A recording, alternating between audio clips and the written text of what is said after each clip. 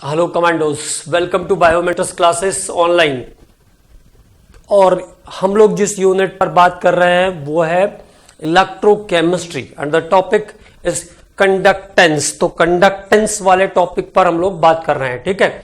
और इन कंडक्टेंस हम लोगों ने बात कर लिया अभी तक। Metallic conductance, electrolytic conductance. Metallic conductance electrons के फ्लो के कारण होता है, इलेक्ट्रोलाइटिक कंडक्टेंस आयंस के फ्लो के कारण होता है। मेटालिक कंडक्टेंस में सब्सटेंस डिकम्पोज नहीं होते हैं और इलेक्ट्रोलाइटिक कंडक्टेंस में सब्सटेंस का डिकम्पोजिशन होता है।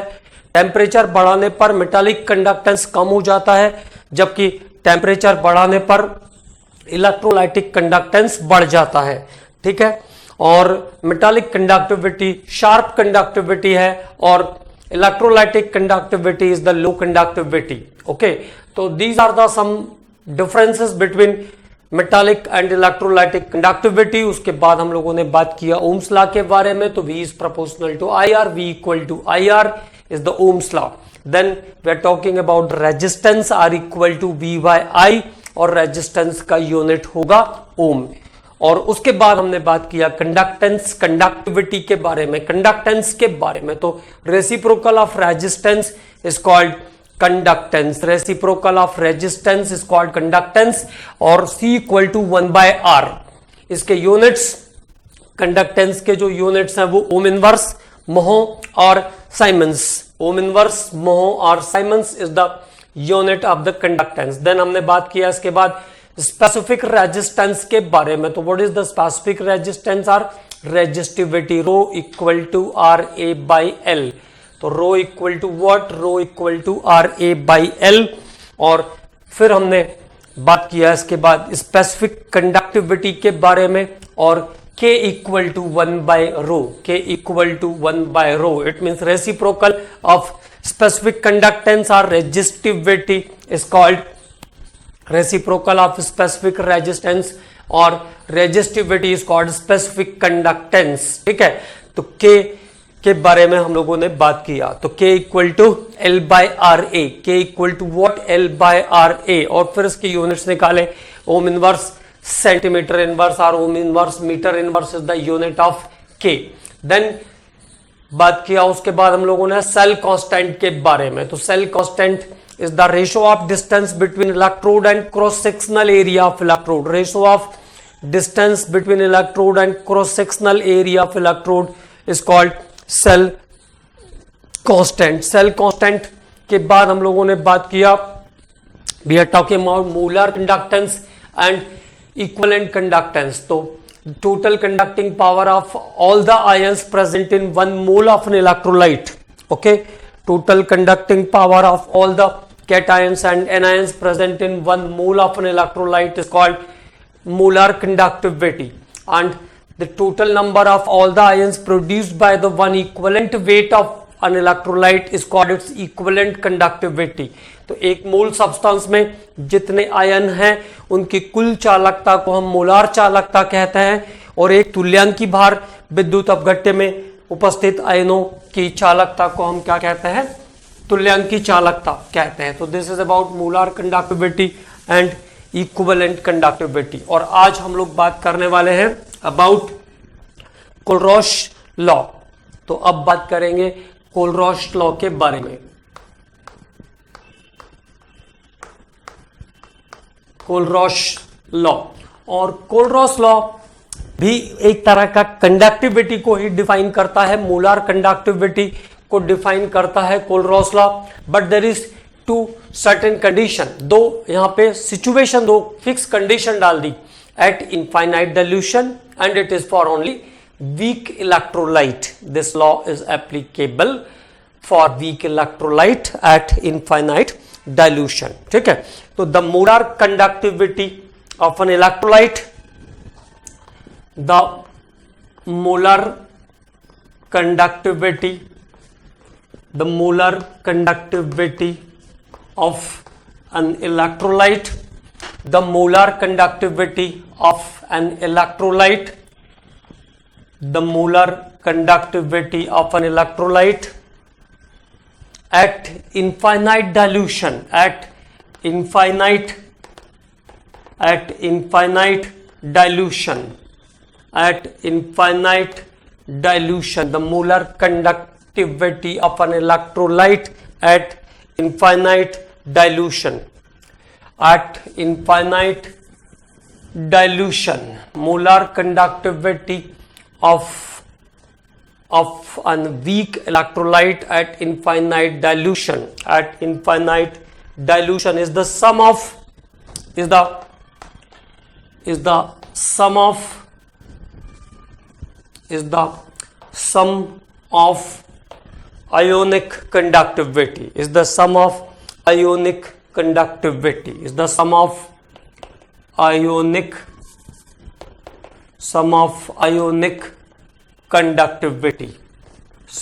ionic conductivity, okay. It means conductivity of cations and anions, sum of ionic conductivity of cations and anions, ऐसा भी लिख सकते हैं, of cations and anions, okay. और कैसे बोल सकते हैं, at infinite dilution the molar conductance is the sum of ionic conductivity of all the cations and anions, sum of ionic conductivity of all the cations and anions, ठीक है. या फिर ऐसे भी बोल सकते हैं, the molar conductance at infinite dilution is the sum of conductivity of all the cations and anions, ठीक है. तो अनंत तनुता पर दुर्बल विद्युत अपघट्य की मोलार चालकता, अनंत तनुता पर दुर्बल विद्युत अपघट्य की मोलार चालकता संपूर्ण धन आयनों और ऋण आयनों के चालकताओं का योग होती है. अनंत तनुता पर दुर्बल विद्युत अपघट्य की मोलार चालकता संपूर्ण धन आयनों और ऋण आयनों के चालकताओं का योग होती है, ऐसा इसको हिंदी में कहेंगे, है ना. तो according to कोलरॉस law, lambda m equal to lambda m infinite of conductivity of cations plus conductivity of anions, तो this is the Kohlrausch law, ठीक है. ये है कोलरॉस लॉ. अगर मान लीजिए सब्सटेंसेस वाइज ले लें, अगर NaCl के लिए लिखना होगा तो कैसे लिखोगे, lambda m NaCl that is equal to lambda m Na plus ion plus lambda m of chloride minus ion, lambda m of chloride minus ion, ठीक है. अगर मान लीजिए ये कंडक्टिविटी हमें बेरियम क्लोराइड के लिए लिखना है, BaCl2 CaCl2 MgCl2, तो lambda m BaCl2 equal to lambda m infinite of barium 2 plus ion, conductivity of barium plus 2 ion plus 2 plus lambda m plus 2 into lambda m of chloride minus ion, 2 into lambda m of chloride minus ion, okay. क्योंकि chloride ion वहां पर कितने हैं, 2 है, तो MgCl2 BaCl2 इनके लिए ऐसा हो जाएगा. फॉर AlCl3, अगर AlCl3 के लिए जाना है तो lambda m infinity AlCl3 equal to lambda m infinity conductivity of aluminium plus 3 ion plus 3 into lambda m of chloride minus ion. तो this is expression of conductivity in the different moods. तो this is the Kohlrausch law. तो Kohlrausch law भी एक तरीके से हम simply कह सकते हैं कि कंडक्टेंस को डिफाइन करता है. The two certain condition is there, this is applicable for weak electrolyte and at infinite dilution.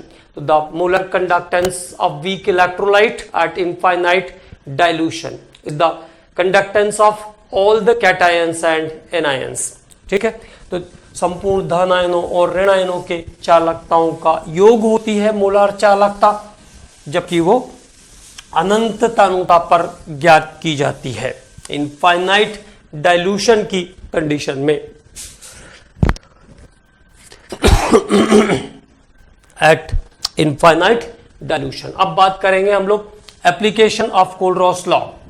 तो एप्लीकेशन ऑफ कोलरॉस लॉ पर बात करते हैं. Application of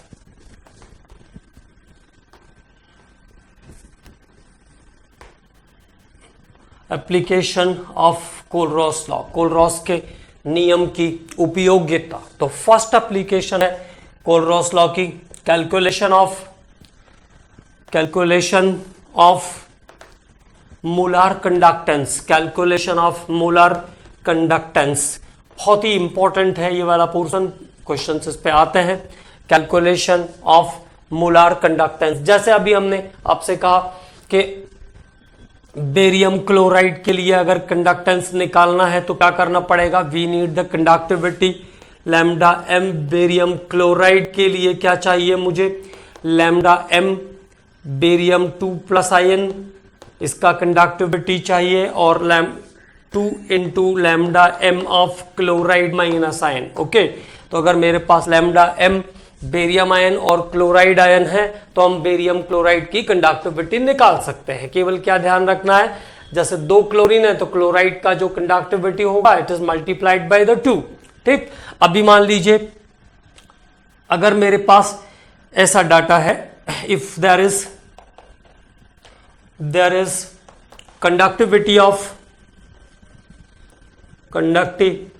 of sodium acetate NaCl और HCl की कंडक्टिविटी गिवन है मुझे। If there is conductivity of sodium acetate HCl and NaCl, find out the equation for conductivity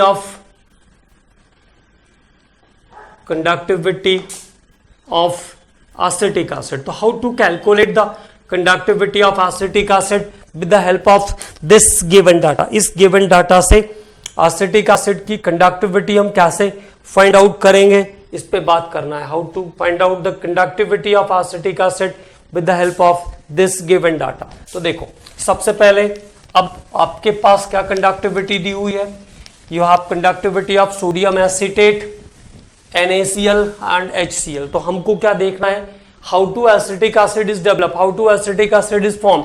तो लैम्डा एम एसिटिक एसिड चाहिए मुझे, तो lambda m acetic acid CH3COH, तो ये हो जाएगा आपका लैम्डा एम ऑफ CH3COONA। पहली कंडक्टिविटी आपके पास किसकी है, CH3COONA की है, CH3COONA। अब इसमें क्या जोड़ दे कि वो CH3COH में कन्वर्ट हो जाए, तो HCl का H अगर इसमें ऐड हो जाएगा तो वो CH3COOH बन जाएगा। लेकिन उसमें वैल्यू इंक्रीज क्या हो जाएगी, CH3COONA में Na एक्सेस है और Cl एक्सेस है, उधर पे Cl भी एक्सेस है।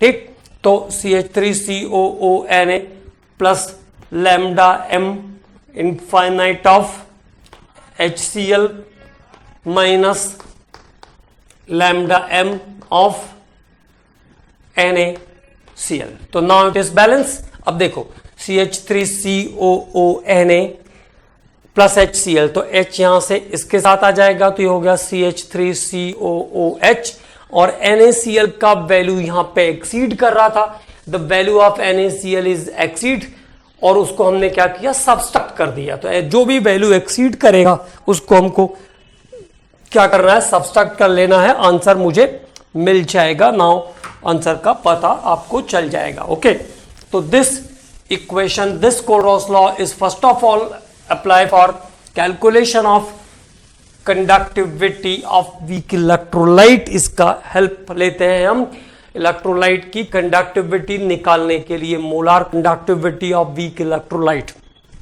दूसरी बात, अगला point, for calculation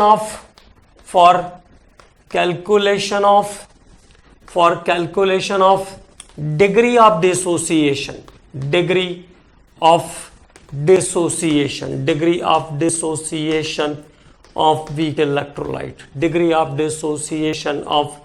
week electrolyte, तो डिग्री ऑफ डिसोसिएशन निकालने के लिए भी हम यूज करते हैं degree of dissociation of weak electrolyte. For calculation of degree of dissociation of weak electrolyte, तो देखो how to calculate the degree of dissociation of weak electrolyte is it is indicated, it is denoted by alpha.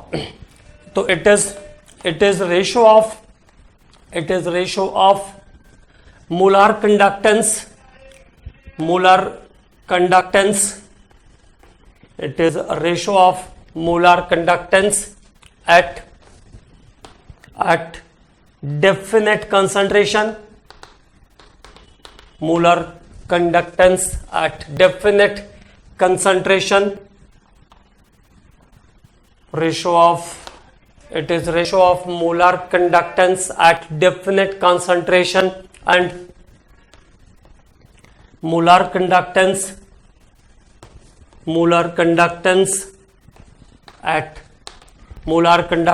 at infinite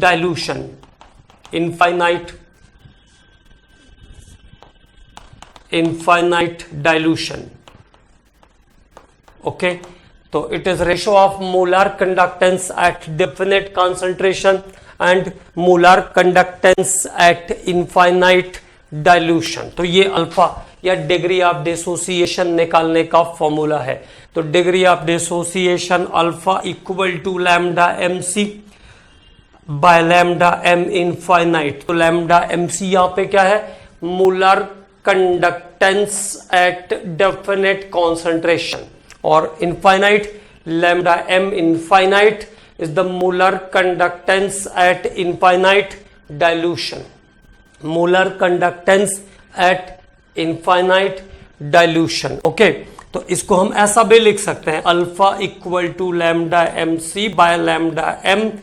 molar conductance infinite dilution कैसे लिखते हैं? Cation का conductivity plus lambda M of NIN.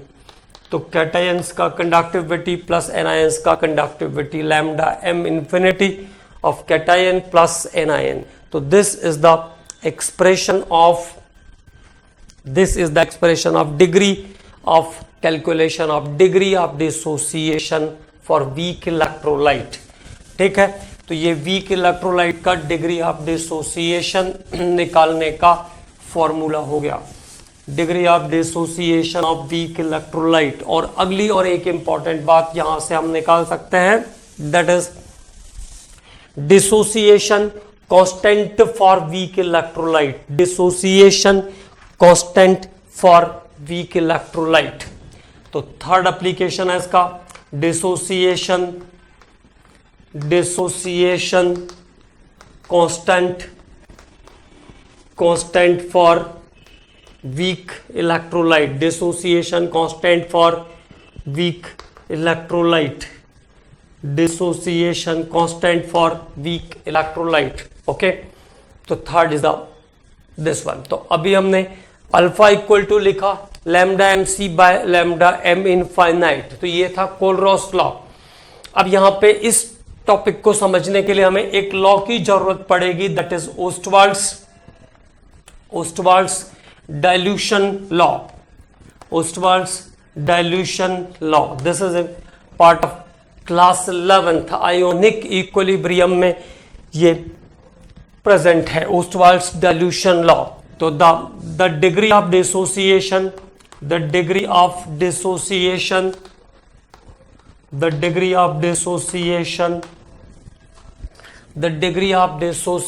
Of weak electrolyte,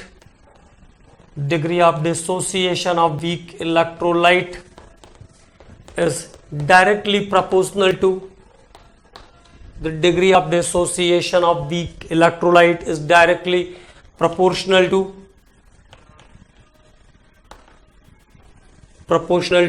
root of dilution.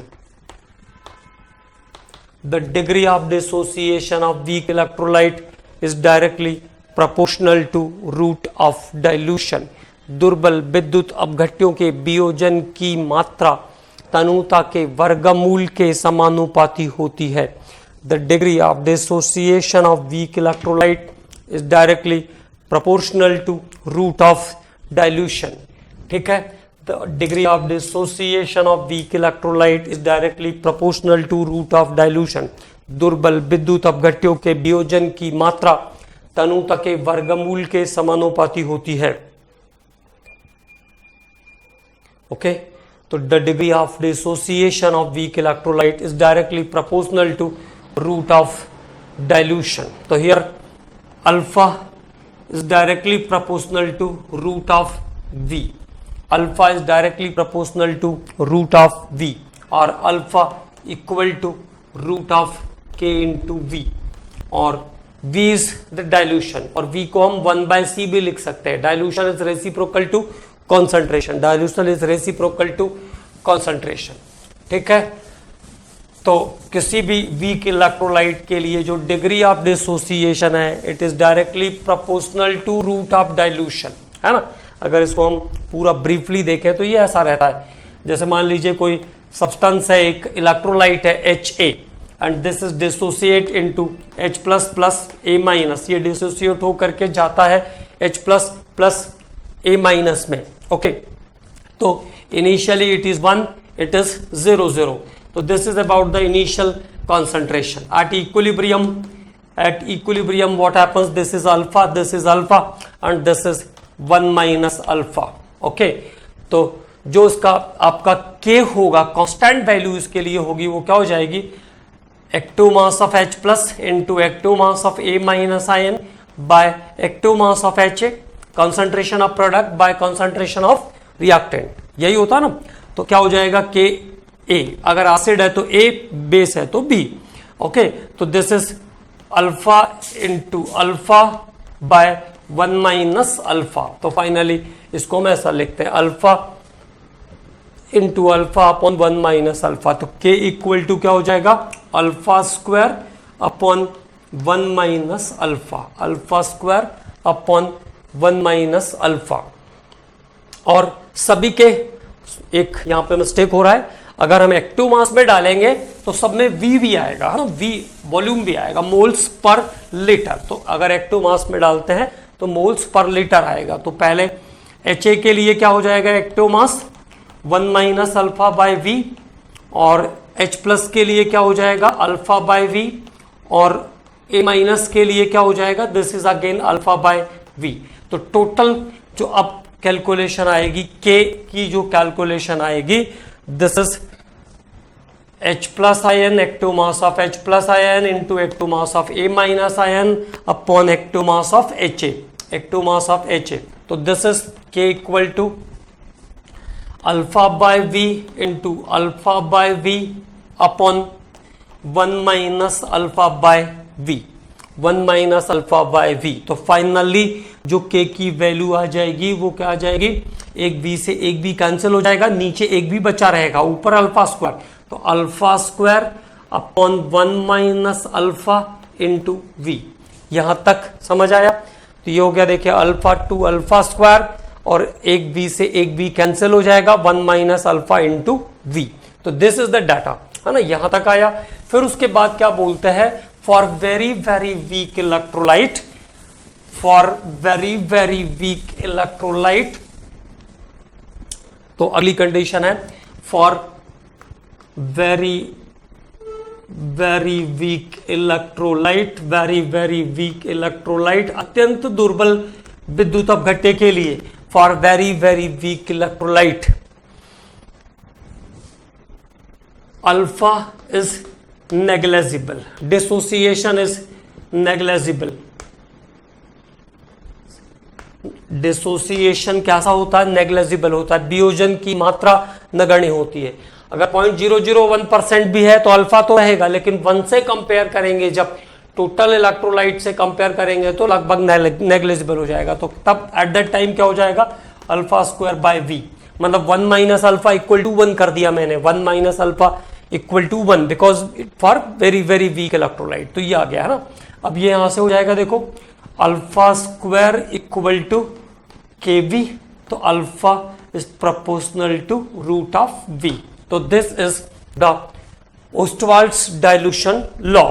ऐसा भी format हम लोग use करेंगे numericals के लिए, ऐसा फॉर्मेट यूज करेंगे, इसलिए बताया मैंने आपको. तो K equal to alpha square upon 1 minus alpha into V का फॉर्मेट भी यूज करेंगे and that is the final Ostwald's dilution law. अब बात हुई तो कोलरॉस ने क्या कहा था, according to कोलरॉस law alpha equal to lambda M C by lambda M infinite, lambda M C by lambda M infinite, ये था Kohlrausch. Alpha equal to lambda M C by lambda M infinite, this is Kohlrausch law. तो अब अगर दोनों को equate करोगे तो lambda M C by lambda M infinite equal to, यहां पे alpha equal to root of V, तो alpha equal to root of K V, तो here root of K V. Okay, तो this equation is used to calculate the degree of dissociation of weak electrolyte. ठीक है, इसका use हम degree of dissociation of weak electrolyte calculate करने के लिए भी करेंगे। तो this is about the Kohlrausch law, application of कोलरॉस law. ये कोलरॉस लॉ के एप्लीकेशन हो गए। तो अब बात कर लेते हैं प्रॉब्लम्स बेस्ड ऑन कोलरॉस लॉ। तो सिंपली न्यूमेरिकल्स है, बिल्कुल सिंपल, कोई भी टफ यहाँ पे कैलकुलेशन नहीं है। ठीक है, तो अब बात करते हैं problems based on कोलरॉस law. कोलरॉस law पर बेस्ड कौन कौन से प्रॉब्लम्स हमको सॉल्व करने हैं उन पे बात करते हैं। तो this is about the application of कोलरॉस law. ठीक है,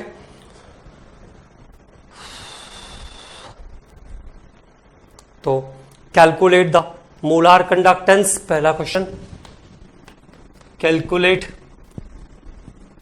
द मोलार कंडक्टेंस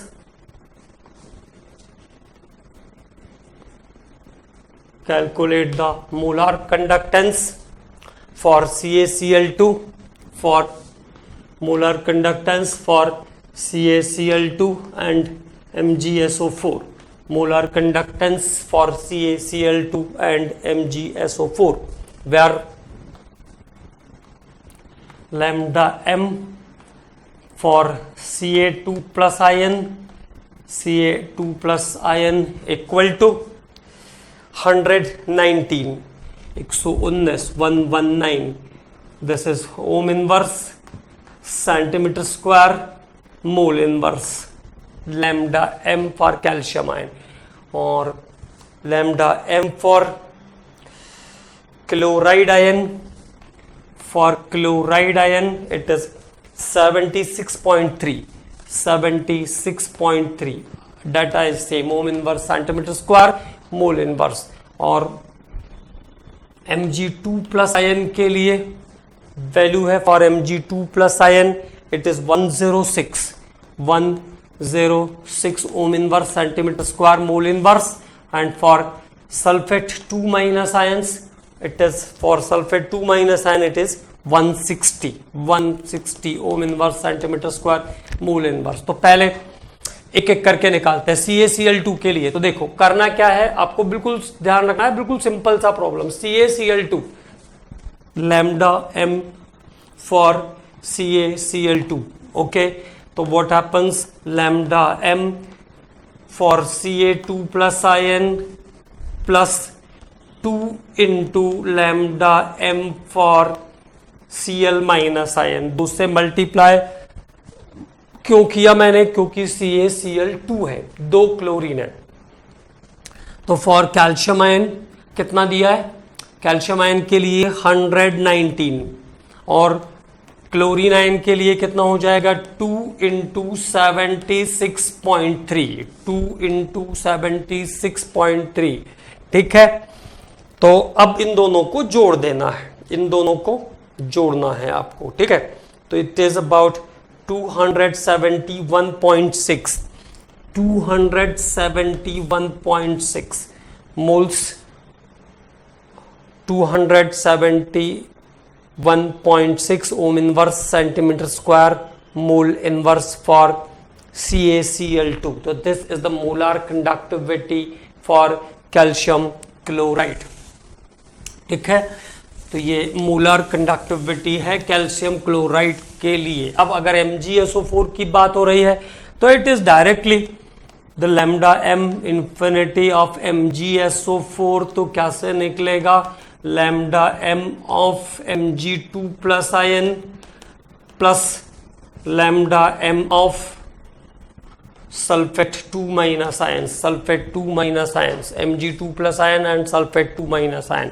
ओके, तो Mg के लिए कितना है 106 और सल्फेट के लिए कितना है 160, तो कितना आ गया 166, 266 ohm inverse centimetre square mole inverse. तो this is 266 ohm inverse centimetre square mole inverse. तो this is the first way to calculate the conductivity, molar conductivity of the different electrolytes. अब अगले क्वेश्चन पर बात करते हैं, सेकेंड टाइप क्या हो सकता है इसका।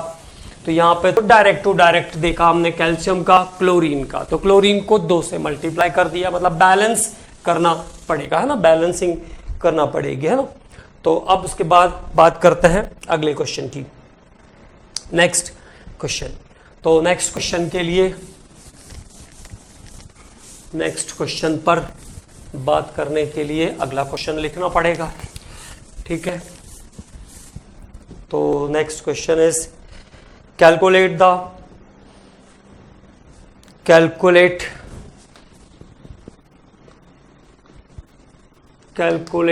lambda m infinity for acetic acid CH3COOH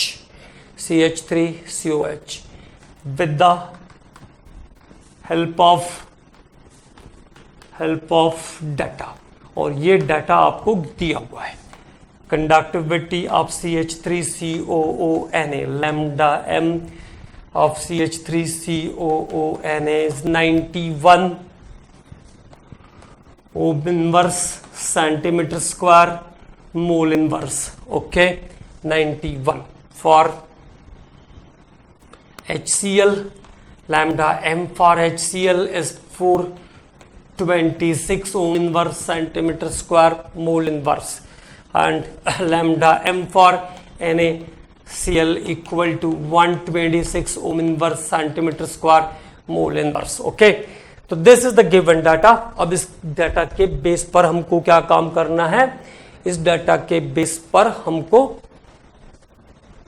sodium acetic acid का मोलर कंडक्टेंस निकालना है। तो पहले हम क्या करेंगे, एसिटिक एसिड के हिसाब से डाटा को, फॉर्मूले को अरेंज कर लेते हैं। Lambda M for acetic acid, तो how to calculate lambda M for sodium acetate plus lambda M for HCl minus lambda M infinite of NaCl, okay. तो अगर मैं क्या क्या काम करता हूं, CH3COONA और HCl को अगर मैं जोड़ता हूं तो मुझे CH3COOH मिल जाएगा, and by increasing the value of, और क्या वैल्यू उसमें इंक्रीज कर रही है NaCl की, तो उस डाटा को मैं माइनस कर दूंगा। Now the finally what happens, 91 of sodium acetate, 426 of HCl minus 126 of NaCl, 126 of NaCl, तो 426 में से 126 चला गया तो बचा 300, 91 उस पे आ गया तो कितना हो जाएगा 391 ohm inverse centimetre square mole inverse is the answer, okay. तो now the second method to calculate the conductivity, ये दूसरा मेथड हुआ कंडक्टिविटी को कैलकुलेट करने का। जब डिफरेंट डाटा दिए हुए हैं और हमको एक नए सब्सटेंस के बारे में पूछेंगे तो हम क्या काम करेंगे, पहले उसके अकॉर्डिंग इक्वेशन को सेट करेंगे और वैल्यूज रख देंगे। जो जो चीजें एडअप करनी पड़ेगी उनको ऐड कर देंगे, और जो चीज उसमें एक्सीड कर रही होगी उसकी वैल्यू को क्या करेंगे, सब्सट्रैक्ट कर लेंगे, आंसर मिल जाएगा। तो this is again very simple, okay. Next question की बात करते हैं। आज सिमिलर एक क्वेश्चन और करते हैं, इसी तरीके का एक और क्वेश्चन सॉल्व करते हैं। Calculate the lambda M for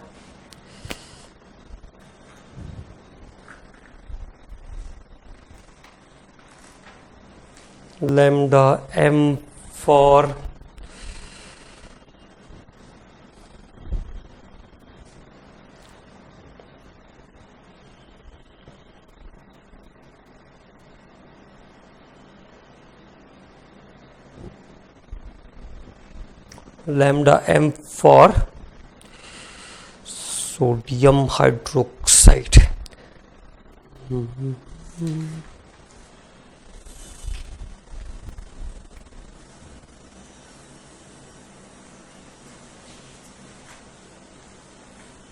Just a minute.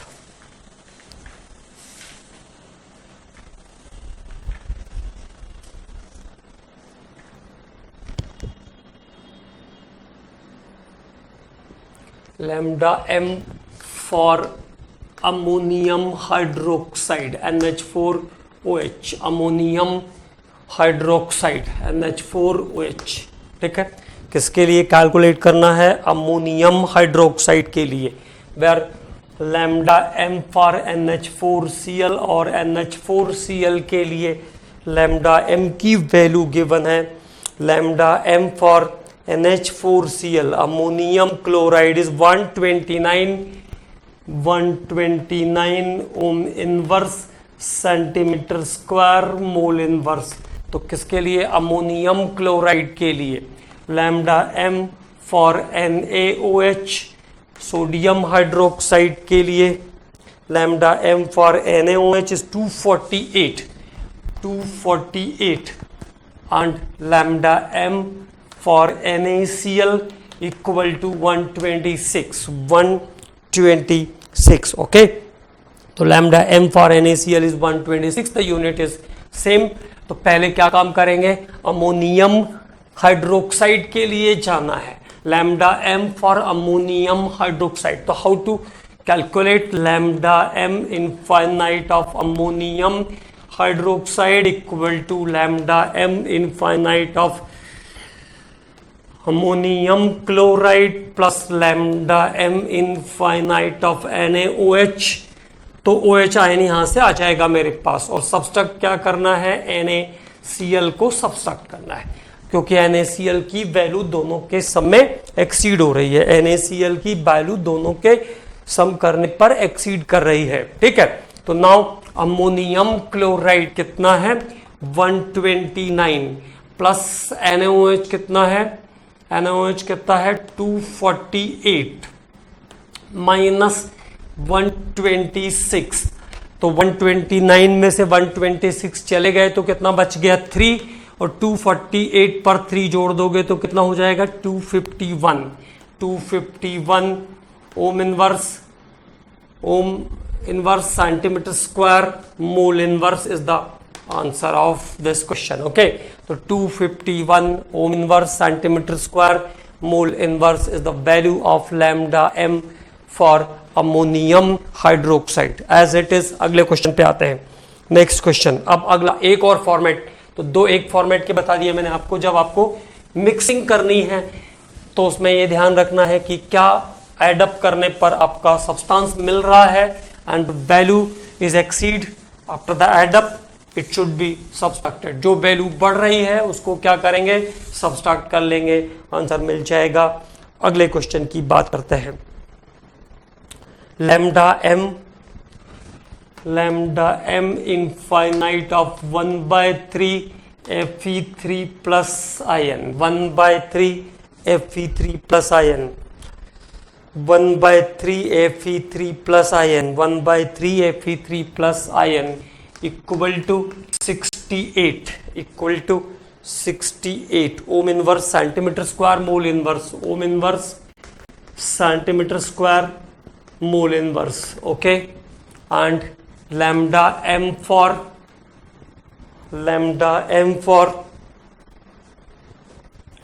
1/2 SO4 2 minus ion. 1/2 SO4 2 minus ion. SO4 2 minus ion is 80 ohm inverse centimeter square mole inverse. Okay, find lambda m for Fe2SO4 whole thrice. Fe2SO4 whole thrice. So now the challenge is how to get Fe2SO4 whole thrice. अब challenge क्या यहाँ पे? Fe2SO4 whole thrice कैसे मिलने वाला है, कैसे हम इसको सॉल्व करें कि हमें Fe2SO4 होल थ्राइस मिल जाए। तो 1/3 Fe3 प्लस है आपके पास, 1/3 को क्या बनाना है 2, तो 1/3 इंटू 6 कर दे, 1/3 इंटू 6 तो ये हो जाएगा 2। ओके, तभी तो मिलेगा ना 2, प्लस 1/2 को कहां पहुंचाना है, 3 पे पहुंचाना है, 1/2 टू 3, तो 1/2 इंटू 6 कर देंगे तो भी 3 हो जाएगा। It means both the digit is multiplied by 6, दोनों को क्या करना पड़ेगा, 6 से मल्टीप्लाई करना पड़ेगा। देख लीजिए यहाँ पे 2Fe चाहिए था, Fe2 चाहिए, और डाटा किसके लिए है, 1/3 के लिए, तो 1/3 इंटू 6, 1/3 इंटू 6 कर देंगे तो 2 हो जाएगा, और 1/2 इंटू 6 कर देंगे तो 3 हो जाएगा, क्योंकि आयरन मुझे 2 चाहिए और सल्फेट मुझे 3 चाहिए। ठीक, तो what happens here for Fe2SO4 whole thrice, तो lambda m for Fe2SO4 whole thrice, Fe2SO4 whole thrice equal to क्या काम करना है, 68 इंटू 6 प्लस 80 इंटू 6, 80 इंटू 6 तो कितना आ गया, 6 8 जो 48 का 8 आ जाएगा, कैरी हो गया 4, 36 और 4 40, 408। ओके, 6 8 जो 48, 4 कैरी, 6 6 जा 36 प्लस 4 40, और यहाँ पे कितना 600 480, तो अब इसको जोड़ दीजिए, तो 480 यहाँ से हो जाएगा 486, 886, 886 इज द आंसर, 888 आ रहा है आंसर। तो क्या गलती किया मैंने, 68, हाँ ठीक है, 80 प्लस 8 तो 88 आ जाएगा, 888 is the lambda m for Fe2SO4 whole thrice. तो Fe2SO4 होल थ्राइस के लिए लैम्डा m की वैल्यू कितनी आ जाएगी, the lambda m is here 888, कितना आ जाएगा, 888 आ जाएगा।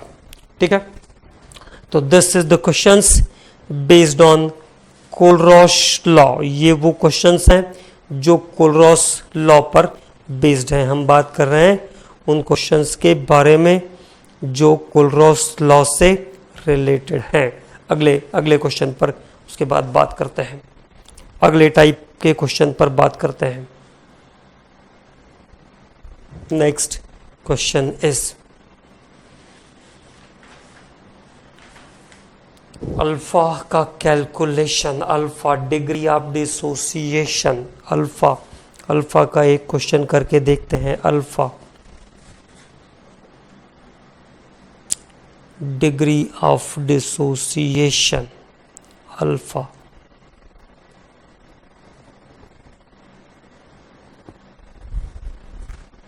For degree of dissociation,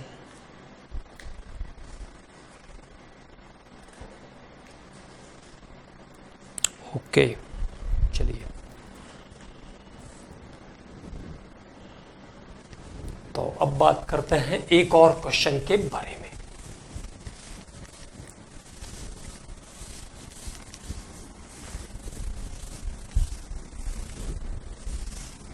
and that is, और वो क्वेश्चन है specific conductance of, specific conductance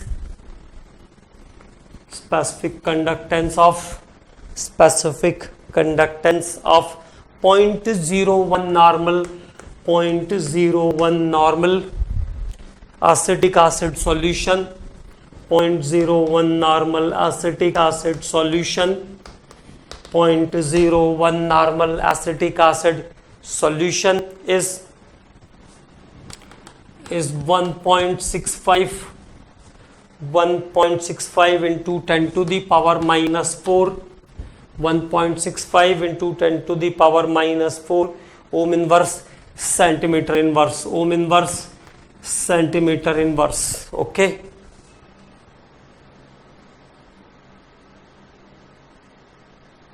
Om inverse centimetre inverse.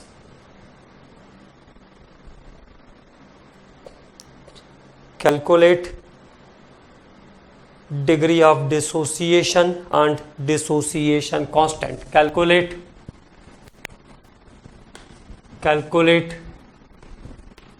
degree of dissociation,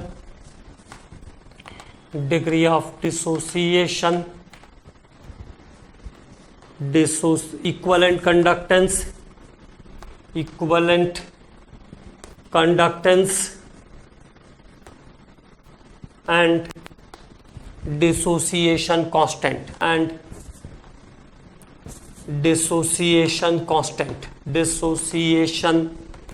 constant तो तीन चीजें निकालनी है आपको। क्या है? एसिटिक एसिड है, और यहाँ पे और क्या दिया है? Lambda M for H plus ion, मतलब इनफाइनाइट डाइल्यूशन की कंडीशन पे 349 unit is the same ohm inverse centimeter square per equivalent 349, और for acetate minus ion it is 41 okay. Acetate minus ion के लिए लैम्डा एम का value given है 41। तो सबसे पहले क्या चाहिए मुझे? सबसे पहले लैम्डा इक्विवेलेंट, तो डेफिनेट कंसंट्रेशन का कॉन्सेंट्रेशन, लैम्डा इक्विवेलेंट तो कितना आ जाएगा? पहले सी के बारे में बात कर लेते हैं। तो दिस इज अबाउट के इन 2000 बाय सी, तो 0.01 नॉर्मल, ठीक है।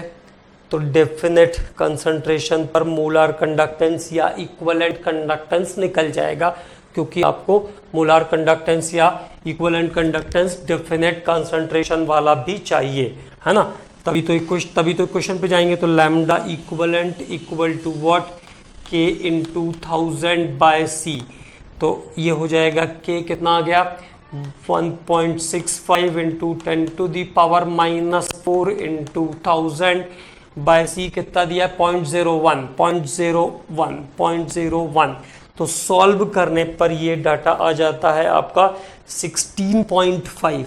तो लैम्डा इक्विवेलेंट कितना आ गया? 16.5 आ गया। अब क्या चाहिए? लैम्डा, अब चाहिए अल्फा। तो अल्फा इक्वल टू क्या हो जाएगा? Lambda M c. तो यहाँ पे क्या हो जाएगा? Lambda m equivalent, lambda equivalent by lambda m cation plus lambda m anion, ये डाटा चाहिए, है ना। तो अल्फा इक्वल टू कितना आ गया था? 16.5 is the equivalent are the conductance at definite concentration. तो 0.01 पर कंडक्टिविटी कितनी है? 16.5। तो ये this is about the definite. और इधर कितना आ रहा है? ये 349 प्लस 41, तो यहां से 400 नहीं 41, तो ये हो गया 390, है ना, 390। तो 0.423 आ जाएगा अल्फा। तो अल्फा इज 0.432 मतलब 0.423 इज द अल्फा। अब एक और डाटा हमें यहाँ पे चाहिए, and that is dissociation constant. क्या चाहिए? डिसोसिएशन कांस्टेंट चाहिए। तो अल्फा पता चल गया, डेफिनेट कंसंट्रेशन पर इक्विवेलेंट कंडक्टिविटी हमने निकाल लिया। अब फाइनली जो डाटा चाहिए हमें के चाहिए। तो k equal to c alpha square upon 1 minus alpha, c alpha square upon 1 minus alpha. तो के ए इक्वल टू सी कितना था? 0.01। अल्फा कितना आ गया? 0.0423। 0.0423 का स्क्वायर 1 माइनस अल्फा, तो 1 minus 0.0423, 1 minus 0.0423 and the final answer is 1.85 into 10 to the power minus 5 Ka. तो K आ जाएगा यहाँ से 1.85 into 10 to the power minus 5. तो this is the questions based on Kohlrausch law. ये कोलरॉश लॉ पर related questions के बारे में हम लोगों ने बात किया और नेक्स्ट लेक्चर में हम लोग बात करेंगे कॉमर्शियल बैटरीज के बारे में. कॉमर्शियल बैटरीज, इसके बाद rusting, corrosion and the methods for stop the metal from corrosion, इन सभी टॉपिक्स पर बात करेंगे. Okay commandos, thank you.